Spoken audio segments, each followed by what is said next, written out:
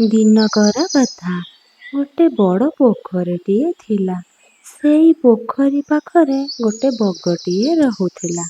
ସେଇ ବଗଟି ପ୍ରତିଦିନ ପୋଖରୀ କୂଳକୁ ଆସୁଥିଲା ଆଉ ସେଇ ପୋଖରୀର ମାଛ ଖାଇ ତାର ଦିନ କାଟୁଥିଲା। ସେଇ ପୋଖରୀରେ ମଧ୍ୟ କଙ୍କଡ଼ାଟିଏ ରହୁଥିଲା ଆଉ କଙ୍କଡ଼ାର ବଗର ବହୁତ ଭଲ ଦୋସ୍ତି ମଧ୍ୟ ଥିଲା। ଦିନକୁ ଦିନ ଗଡ଼ି ଚାଲିଲା ଆଉ ବଗଟି ମଧ୍ୟ ବୁଢ଼ା ହୋଇଗଲା। ସେ ଏତେ ଦୁର୍ବଳ ହୋଇଯାଇଥିଲା ଯେ ମାଛ ଧରି ଖାଇବାକୁ ମଧ୍ୟ ସକ୍ଷମ ନଥିଲା। ମାଛ ଧରି ନ ପାରିବାରୁ ତାକୁ ଅଧା ଦିନ ଭୋକରେ ମଧ୍ୟ ରହିବାକୁ ପଡ଼ୁଥିଲା।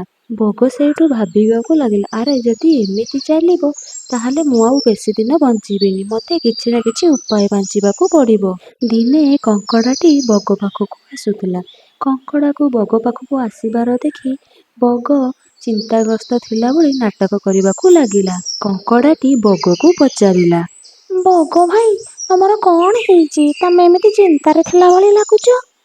ବଗଟି କହିଲା, ତମକୁ କ'ଣ ବା କହିବି, ଆଜି ପୋଖରୀ ପାଖକୁ ଆସିଲା ବେଳେ ଗୋଟେ ଋଷି ସହ ଦେଖାଗଲା। କଙ୍କଡ଼ାଟି ପଚାରିଲା, ବଗ ଭାଇ, ଋଷି କ'ଣ କହିଲେ?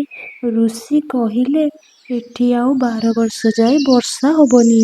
ଏକଥା ଶୁଣି ମୁଁ ବହୁତ ଚିନ୍ତାରେ ପଡ଼ିଯାଇଛି। ମୁଁ ତ ନିଶ୍ଚୟ ମରିବି, କାହିଁକି ନା ମୁଁ ବୁଢ଼ା ହେଇଗଲିଣି। ମୋତେ ତ ଖାଲି ତମମାନଙ୍କର ଚିନ୍ତା। ବର୍ଷା ନହେଲେ ତମେମାନେ କେମିତି ବଞ୍ଚିବ? ମୁଁ ତୁମମାନଙ୍କ କଥା ଭାବି ଭାବି ବହୁତ ଚିନ୍ତାରେ ଅଛି। ବଗର ଏମିତି କଥା ଶୁଣି କଙ୍କଡ଼ାଟି ଶୀଘ୍ର ପୋଖରୀ ଭିତରକୁ ଗଲା ଆଉ ଆସୁଥିବା ବିପଦ ବିଷୟରେ ଅନ୍ୟ ମାଛମାନଙ୍କୁ ଜଣାଇଲା।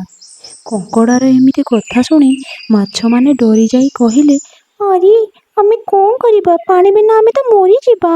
ସେମାନଙ୍କ ଭିତରୁ ଗୋଟେ ମାଛ କହିଲା, ଗୋଟେ ବଗ ସବୁବେଳେ ଏଠିକି ଆସୁଛି ନା, ଚାଲ ଆମେ ତାକୁ ସାହାଯ୍ୟ ମାଗିବା।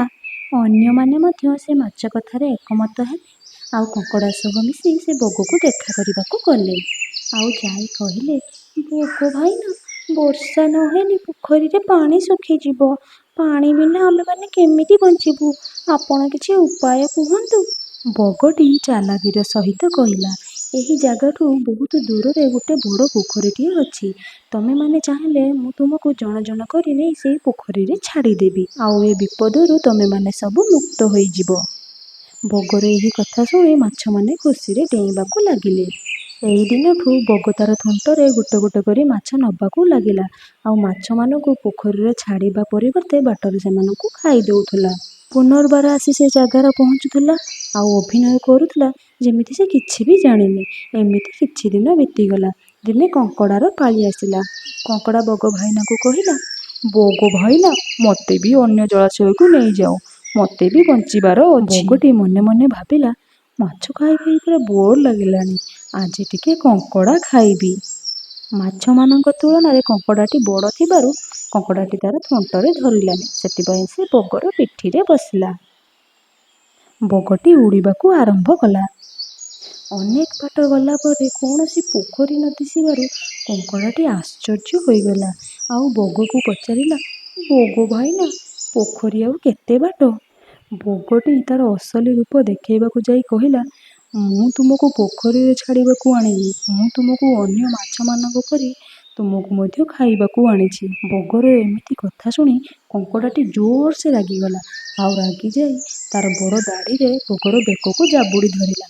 ବଗଟି ନିଶ୍ୱାସ ନେଇ ନ ପାରି ଅଣନିଶ୍ୱାସୀ ହୋଇଗଲା ଆଉ ତଳେ ପଡ଼ିଗଲା। ବଗଟି ତଳେ ପଡ଼ିଯିବାରୁ କଙ୍କଡ଼ାଟି ଶୀଘ୍ର ଜଳାଶୟକୁ ପଳାଇଗଲା। ପଳାଇ ଯାଇ ଅନ୍ୟ ମାଛମାନଙ୍କୁ ସେସବୁ ବିଷୟରେ ଜଣାଇଲା।